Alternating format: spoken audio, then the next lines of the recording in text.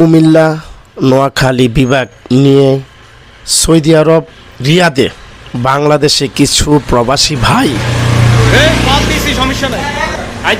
প্রবাসী ভাইদের মধ্যে ভাগ বিতণ্ডতা সৃষ্টি হয়। প্রতিবেদনে দেখলাম। আমার কথা হলো ভাই, একটু সুখের আশায় দূর প্রবাসে নিজেকে ভাসান আপনারা।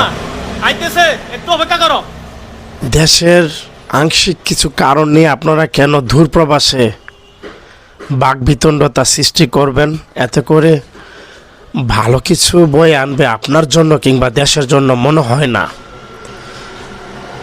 একটু সুখের আশায়, পরিবার বর্গকে ভালো রাখার আশায় জীবন যৌবন ত্যাগ দিয়ে দূরপ্রবাসে নিজেকে বাসান, সেখানে গিয়েও যদি বিশৃঙ্খলা সৃষ্টি করেন, এতে করে দেশ এবং রাষ্ট্রের জন্য কিংবা আপনার পরিবারের জন্য ভালো কিছু বই আনবে না মনে হয়।